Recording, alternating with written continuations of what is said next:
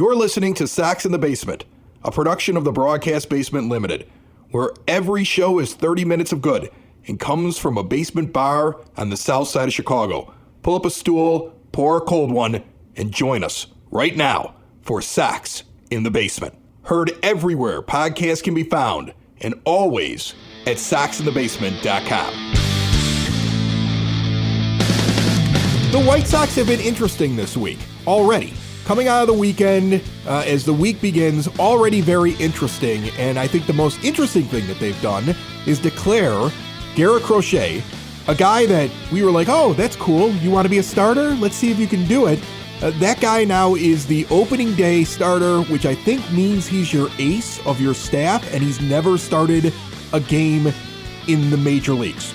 That's insane to me, Ed. It's exciting. I actually like the move. It's also insane to me. Well, yeah, the insanity. But honestly, that's what I want from the White Sox this year. Is I want a little insanity. I want to know. I want to know that there's something for me to go and see and go and look forward to. And I am curious about Garrett Crochet because as a starter, if he's just fastball slider the way he's always been, then I don't know how long he's going to go. I don't know how he's going to get through 5 innings. There's a lot of question marks around Garrett Crochet there. If he's doing something different, though, and if he has become more of a complete pitcher, then I'm excited to see what he can do in the starting rotation, which is, again, back to the conversations we've already had about this guy, about, this is a worthwhile experiment at this stage for him. It's different than Michael Kopech, who, doesn't belong in the rotation anymore because he's already shown that he can't handle it.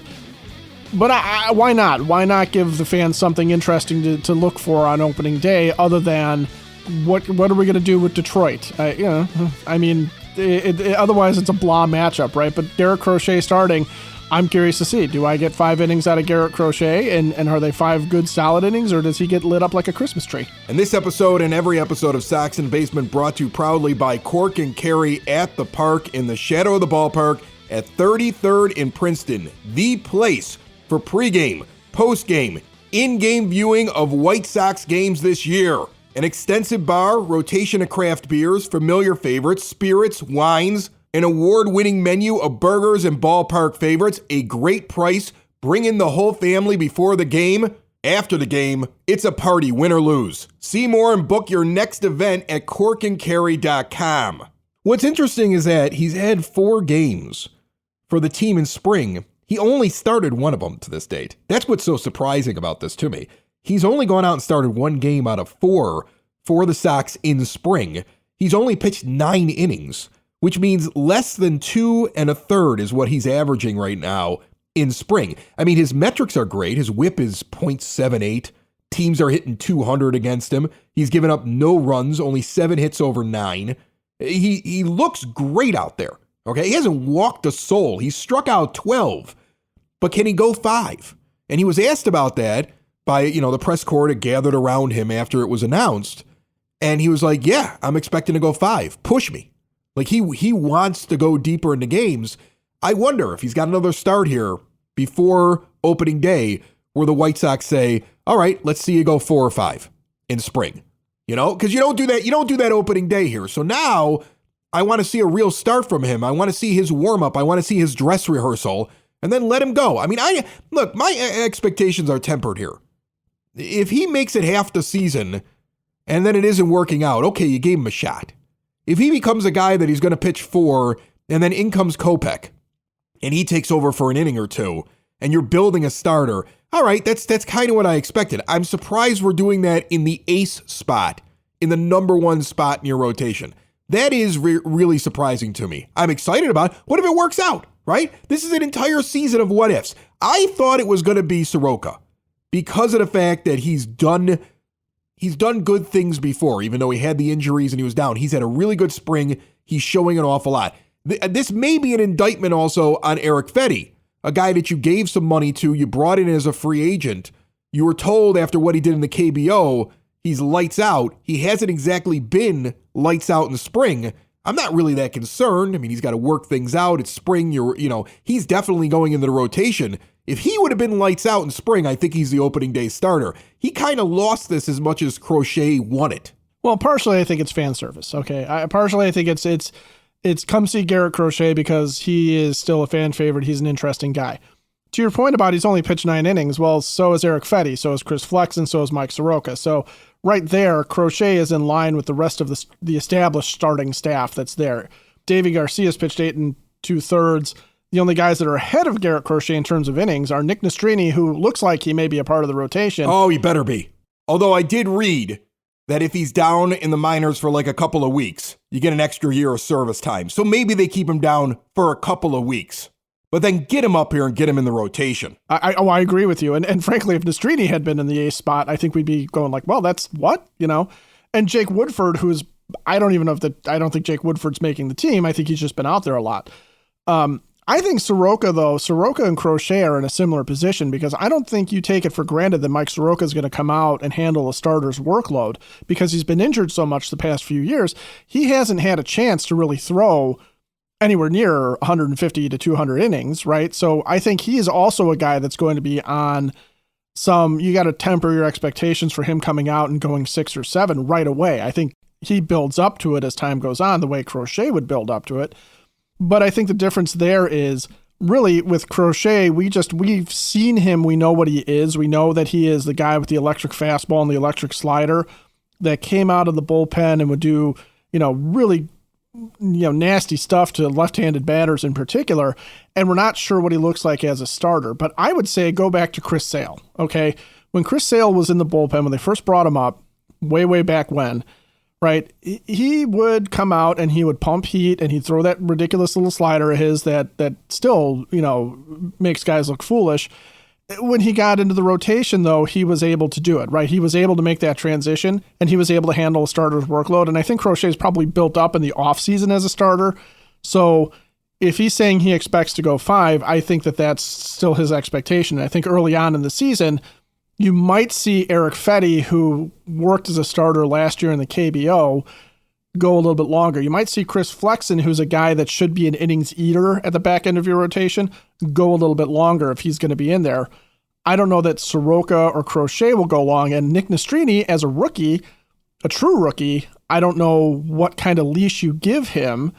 Obviously, he had a full minor league season last year, and so he might be more of the wild card of like, if he's doing really well, if he's on the way he's been on this spring, you might see him running more innings than, early on than what some of the other starters are doing. But that's the guy I want. Yeah. I mean, I want him in the rotation. You mentioned all the guys that I think are in the rotation as well. Soroka, Nastrini, Fetty, Flexen. I think they should go out and sign somebody. I mean, wouldn't it be great if they just went out right now and just gave some money to Jordan Montgomery, and they were like, we're going to lock him in for a couple years. We're just going to bring him in here because we intend to compete in 25, or at least go out and find yourself somebody who's a veteran pitcher. There's a few of them out there.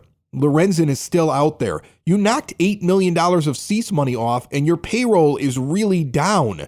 Add a pitcher.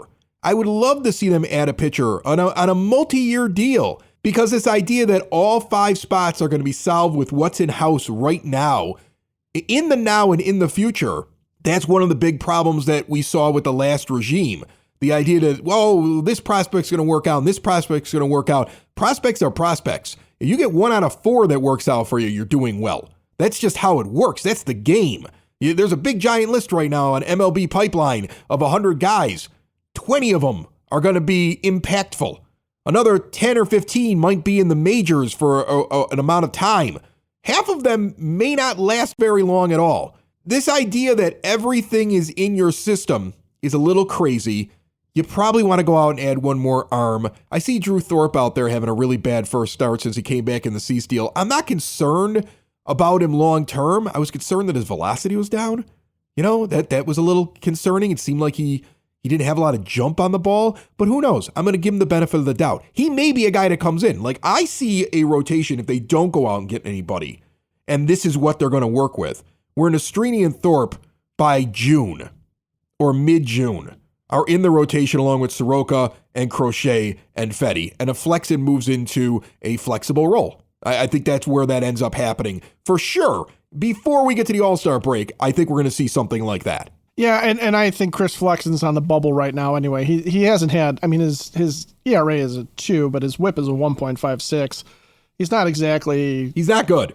He's not great. I said that when we got him. I was like, he's not that good. He's not good. He's not that good. I mean, they were all excited and they were talking about how he was a member of the 5-man rotation. I was like, wow, we're a little premature on that. And maybe he's one of those guys that they were like, well, if none of the rookies step up, he's in there.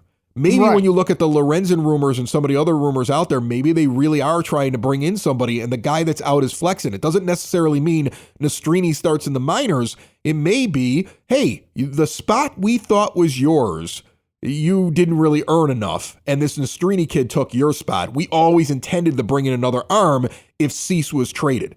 That may be the thinking. If Cease is there, we're not bringing anybody in. If Cease leaves, we need to replace that arm. And the flexing spot was, let's see if a young kid can take it from him.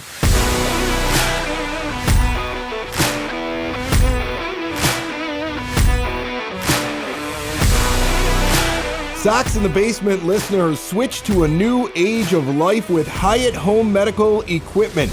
Keep mom and dad, grandma and grandpa out of assisted living. Make it so they can get around on their own. Live independently with stair lifts, ramps, grab bars, lift chairs, and even bathroom remodeling. They're going to work with your insurance and they have 0% financing for qualified individuals. Do you use a CPAP machine? Maybe you don't like your vendor. Take that prescription. Get over there. Switch, get supplies directly mailed to you. Test out the latest and greatest in CPAP machines in their showroom as well. All of that, the latest in continuous glucose monitors, and more at hhme.com. Think about what Chris Getz has done. This is a guy who sat there and said, I don't like my team. Look at the flip of this team. You may not like all the moves, but man, he really changed what his team was. The base for this team is very different. The plan for this team is very different. I am very curious as to what he will do over the next year or so with the team and what will be given to him by the stingy owner. But he has at least walked in and said, I hate this team, and flipped it an awful lot. Yeah, and Kopech, I think, falls under what we were talking about with Dylan Cease the other day, where, you have a guy that has shown in short bursts, now in Kopech's case, in very short bursts, that he can be dominant. In Cease's case, obviously he's a full-time starter and legitimately so.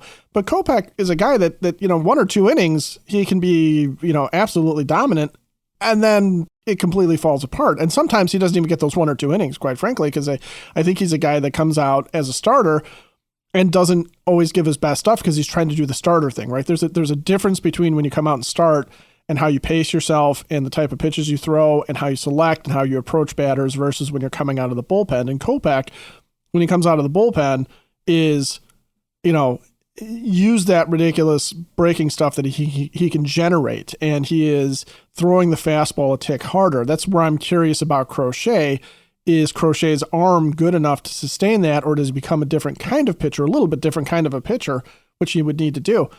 But honestly, if Michael Lorenzen comes in or Jordan Montgomery comes in and oh, that'd be amazing. I know that's a pipe dream. It's a total pipe dream because I know one of the issues with Monty was he maybe not the annual salary with him, but this is his last contract in his mind. He wants to be paid until he's 37, 38 years old, which for a pitcher is let's face it, unless you're an extremely talented arm, is sort of the end. And Montgomery's very good, but he's not. But that's what Snell wanted. They have the same agent, and Scott Boras is not getting his guys what he promised them. I mean, look at what Blake Snell wanted. All the reports after he signed, he wanted $200 million. He wanted a 9-year deal at the age of 31. He wanted the deal to take him till he was 40. Right. And an average value of $30 million for $270 million. That was his asking price. The Yankees come in at $6 and $150. That's $25 million a year and takes him deep into his career, and they turned it down.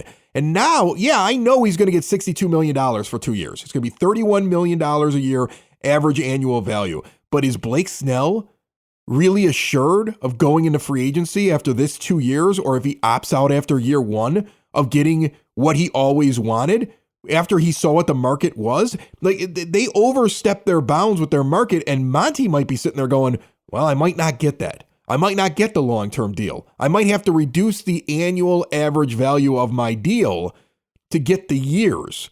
So there might be a question there. You might see him become available. on a deal where it's like, here's 3 years, but he can opt out after year 1 and year 2, or here's, and you don't know what the marketplace is going to be like. And for the White Sox, that may make sense as well if they actually have the room, because let's think about it. They do have the room. If they made a deal like that and they got the feeling that like, well, he's probably just going to opt out after the first year, you may flip him for something really good down the stretch here this year.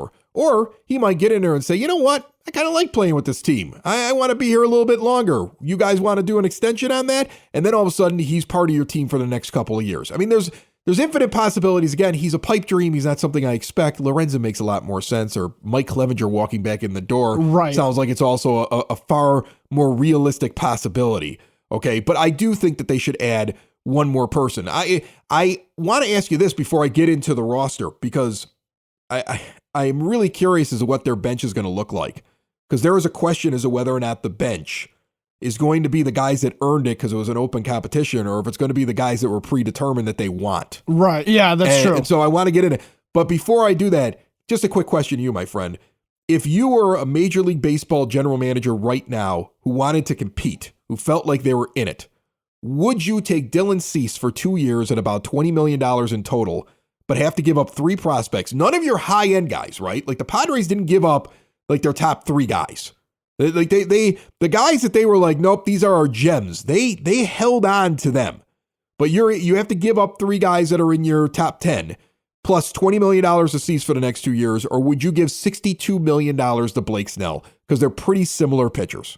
I think in looking at those 2 pitchers, I don't think it's about the money. If I'm the Padres, I don't think it's about the money. Okay. Only to the extent with the Padres is it about the money that I know that there were some issues with their ownership because their owner died, and so there's a little transition there.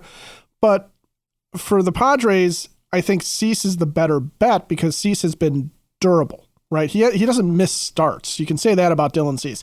He's always been reliable to go out there every 5 days. Now we've talked at length about his ability to go deep into games. That's a different story, but he takes the mound, right? And he can be just as dominant as Blake Snell. Snell has an injury history. Snell's a wild card. And also, that's where Blake Snell was coming from. If they wanted him back, they could have had him back very, very easily. They could have extended him. They could have given into, they could have done whatever they wanted to with him. I think Dylan Cease is the better bet because prospects are just prospects until they become something. Right. I mean, the Padres did make that decision, right? Like I'm sitting there with the hypothetical. That's literally their decision. Yeah, they made that decision. They were like, yeah, no, we'd rather have Dylan Cease and give up some prospects than pay all that money. So in their situation, it made a lot of sense. That's Snell. I'm going to tell you something. He is the most interesting case over his career. When he was with Tampa Bay, remember, they wouldn't let him pitch deep into games. Right. He was very vocal about how it was hurting his reputation, like what teams thought of him when he was going to get in the free agency. And they would play games with him where you can reduce a salary before they get to arbitration. You could reduce a player's salary up to 10% the next year. So they were re-signing him every year they were eligible to do it for 10% less.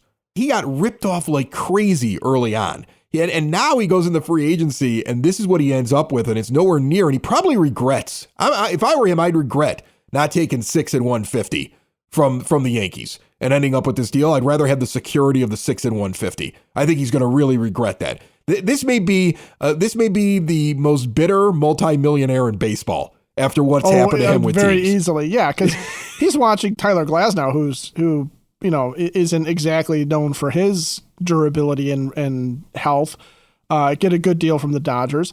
And I really, honestly, one of the things I think is going on around the league is I do think all the general managers, and I'm sure Scott Boras would cry collusion on this, but I think all the general managers and the teams are looking at Boras these days, and it's kind of like when Jerry went to J.B. Pritzker and said, give me $1 billion to build a new stadium. I think a lot of guys are looking at him like, Scott, we don't want to do it anymore. Okay, we don't want to give out for a Blake Snell an 8-year deal. It's not about the money. It's about the fact that we just don't want to invest in these guys. Because the Padres right now, for all that money they threw Manny Machado, he's morphing into a very expensive designated hitter because he's having a hard time staying on the field. He's not going to start the season playing third base for them. They think he's going to come back to play third at some point.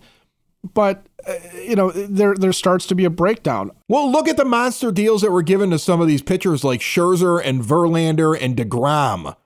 And these monster deals that were given, and they're barely playing every year. Like, you can pencil them in for a couple of months of service. And like, paying for pitchers late in their career is so stupid.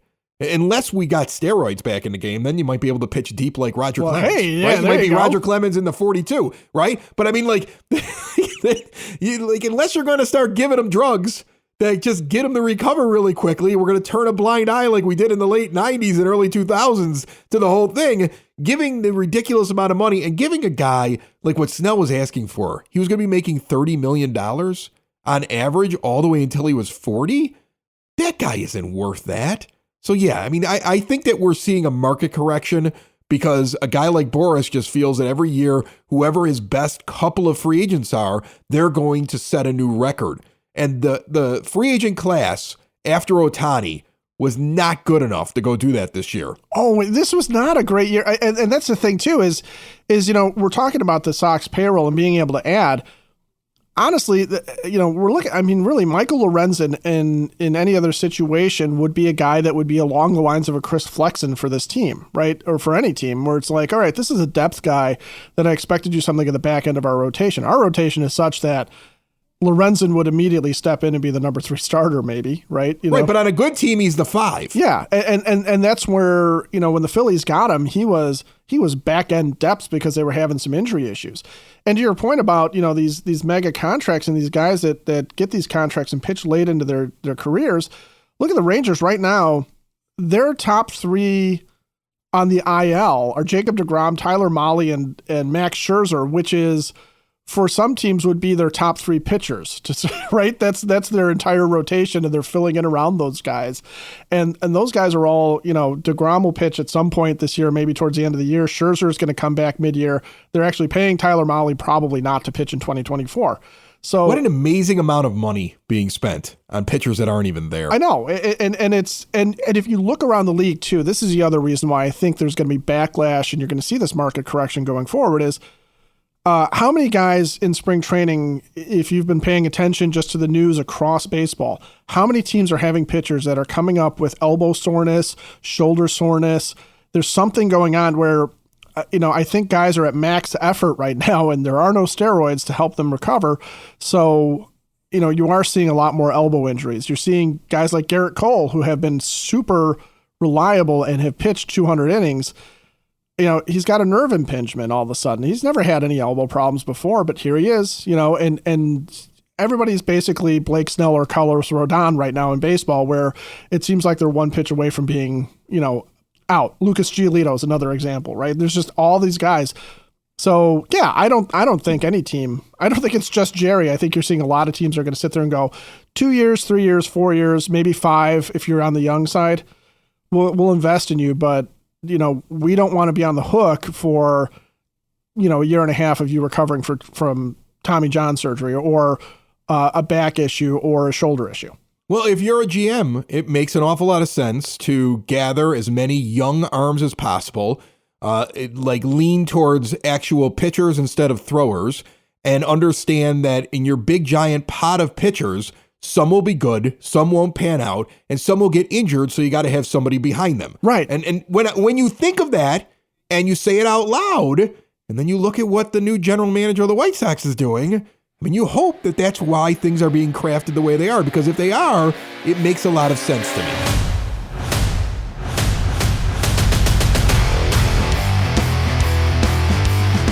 Get over to SoxInTheBasement.com. That's where you first of all make sure you're subscribed on any podcast player available.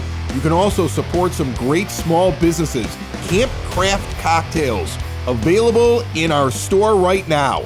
All the ingredients given to you to make an amazing cocktail. You just add the spirit of your choice. Impress your friends and spice things up at your bar. We're also supporting veterans with a veteran-owned business. If you drink coffee, check out the selections from Split Rock Coffee. And finally, at SoxInTheBasement.com, you can support this show by making your next wager through our preferred sports books. Maybe you win some money, they kick us a little bit of dough for you signing up through us. It's a win-win. See it all at SoxInTheBasement.com. Let's talk about the White Sox bench. The 4 guys, let's assume, that will be sitting there that are not on the field every day, and will be a part of this 26-man roster. And if I look at just stats and I compare them to the 4 guys that I think are the most obvious picks going into spring training, it's a very different foursome. Because I assume, based upon what the White Sox did, that Mike Moustakas, Kevin Pillar, Danny Mendick, and then Stassi backing up Maldonado, we'll say. Okay, I mean, both of them are the 2 catchers, but let's just make Stassi the 2 for this exercise. I expect that group going into spring training to be the bench, unless something crazy happens. Very veteran bench, yeah. Right. But if I look at their statistics, they're having brutal springs, all of them. Like, there's nothing that makes me think that they've earned the job, right? Like, if it was an open competition, if it really was, we're going to take the guys that impress the most in spring, it would not be these guys. Your catcher instead would be Corey Lee, who's hitting .333 with a 1280 OPS. He's .423 on base percentage and .857 slugging in only 21 at bats, but it is spring. But all of a sudden, that guy figured out how to hit when he was down in Arizona. If you wanted to grab, let's say, the Mike Moustakas guy, the lefty who can play first base, and, regrettably, they may send out into the outfield every once in a while. Ugh, I shudder at the thought. Gavin Sheets has done everything he possibly can over 19 games. 45 at-bats in 19 games, hitting .333 with a .404 on base percentage, slugging .622, and a .1026 OPS. Now, if you want to look at middle infielders, Danny Mendick is, it's not terrible what he's doing, but it's not like world beating. He's definitely being beat out by Zach Remillard, who's hitting .273 with a .545 slugging percentage and an OPS of .878 in just 33 at-bats. If I wanted to round out this list with an outfielder over Pillar, this Peyton kid, the kid from Rita, I know Mark Payton isn't in the conversation. I'm sure he's not. Like, this is a non-roster invitee that's depth that seems to be brought on to the roster every year because he's a Southside kid. But in 25 at-bats, he's hitting .360 with a .469 on base percentage, a .600 slugging, a .1069 OPS. If I took the best performers in spring, rather than going out and bringing Moustakas, Pillar, Mendick, and Stassi along to Chicago, I'd be bringing Sheets, Peyton, Remillard, and Lee. I don't think they're going to do that, though. Well, I think you're right on some counts, okay? I honestly do think that Corey Lee has done enough where they may look at him and say, okay, we want to see what the kid has, and they would rather split time with him and Martin Maldonado than drag Max Stassi up to the majors and have him basically be Martin Maldonado part 2. Because it's not like there's even a platoon there where Stassi's a lefty batter and Maldonado's a righty. It's going to just basically be redundancy on their part. So I wouldn't be shocked if they kept Corey Lee on the roster and actually gave him more play than Maldonado to a certain degree. Didn't it feel like Raffo likes Remillard, but it didn't seem like Getz wanted to bring him? Like, didn't Hahn send him down? Wasn't that one of his last things, or was it Getz? I can't remember. I think it was Getz that actually sent Remillard down. Right. It seemed like Pedro liked Remillard when you heard him talk. It seemed like the general manager didn't see him as a solution. And Mendick coming in and Remillard ending up off the 40-man really backed up that idea. Yeah, and I would say this about Mendick and Remillard. 33 at-bats for Remillard, 35 at-bats for Mendick. Mendick's actually got 3 walks. Remillard hasn't taken a walk yet, and he struck out 12 times. That's not a good ratio, 12-0 in terms of strikeouts to walks. He's got 3 steals, 2 homers to Mendick's 1. Really, there's only 1 hit that separates them. So the stats, I think, when you're in this small sample size, can be a little bit misleading. Well, that's important to note. I know it's a small sample size. I know that this doesn't matter. I get that. So the numbers, I think, are closer with Remillard and Mendick than they might look at 229 and a 660 OPS, because 1 homer, that does the trick. If Mendick's 1 fly ball landed on the track and Remillard snuck it over the fence, that makes all the difference in spring training sometimes when you look at these stats. But that's an even toss-up. I think Remillard has done plenty. 3 steals is a good indicator, right? That's something, again, I think that there's value in that on the bench, which is why I had questioned whether or not Braden Shoemake had done enough, as he's one of the one of the leaders in the majors at 6 steals in spring, because that was such a weird thing to read that he's injured, but he was a guy that had a good chance of making the roster. And I was like, what did he do to make the roster? Like, I was not considering him in any way. And I think it's run and play defense. If you're going to have him as an utility infielder, it's his ability to come and steal a base for a guy, and his ability to play all 3 infield positions, maybe 4 if you include first base. That's where Shoemake, I think, would have come into play. The Moustakas and Sheets thing, I really honestly, I don't know, because Sheets really... I think Sheets is making the team now. I really do too, and honestly, I think if there's a guy that should be worried about Gavin Sheets outplaying Mike Moustakas, it's Andrew Vaughn, who's having a good spring, right? But that's where Sheets' playing time is going to have to come into play, because Eloy Jimenez is destroying the ball still, and Sheets is doing a fine job of it as well. But I think if Sheets carries it over into the regular season, it feels like it's going to be the guy who is not as hot is going to lose a spot to Gavin Sheets because of the lefty bat, right? So I definitely don't want him taking right field. No. I think that like you start doing that, and I want you to just shut up about your whole plan about playing defense and doing things. I keep reading, the pool reporters are being convinced. I always notice this when you see the pool reporters that are out in spring and you start seeing them saying, and he's improved defensively. And I think to myself, you write articles. You probably don't know exactly. It's nothing against them. It'd be like me saying, oh, he looks like he's doing better. It's more likely that somebody from the White Sox is continuously pushing on the pool reporters. He's getting better defensively. Like, they want to push that out there.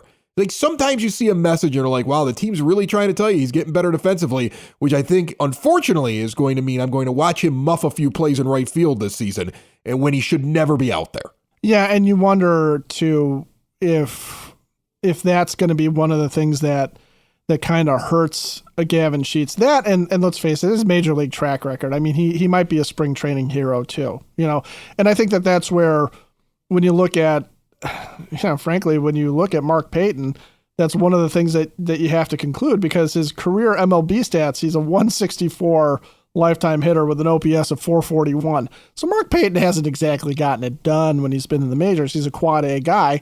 And I think that's the worry for Gavin Sheets too. He can absolutely rock it out in spring training, but what's he going to do when you hit the regular season? Is he going to go back to a guy who is, for his career, not exactly the most impressive left-handed bat that you've ever seen, and certainly not a guy that has lived up to his hype as a left-handed piece of thunder, because 36 career home runs in 296 games is not a guy that you sit there and go, this is the left-handed thump that we definitely need on this team, because he's not a guy that gets a lot of extra base hits. In fact, he doesn't get a lot of hits in general. His career average is 229.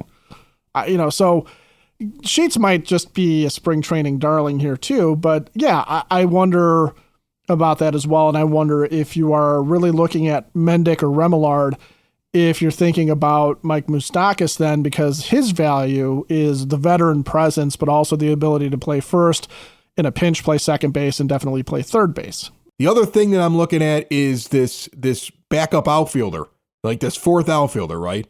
And Pillar's saying all the right things, and I think he's the guy that they're going to bring. I don't think it's Mark Payton, even though he had a very nice spring. It's going to be Pillar, but it may not be Pillar if they get Tommy Pham, because now we're seeing over the last couple of days rumors that the White Sox are sitting there hoping that Pham can't get a deal done that he's currently trying to work out on the West Coast, and then suddenly becomes available, and then all of a sudden they add that guy. And wouldn't that be a weird thing to add a player who's going to be in his year 36 season, who's an actual major leaguer, right at the end before you break camp, and bring him along on your roster? I still don't think the White Sox roster is done yet. I think Chris Getz has a move or two still coming before March 28th. Yeah, I would definitely agree with you. But I think Tommy Pham coming along this late is really more about somebody needing to take Dominic Fletcher, sit him down, give him a paper bag to breathe into a few times, and tell him to relax and go back to playing baseball.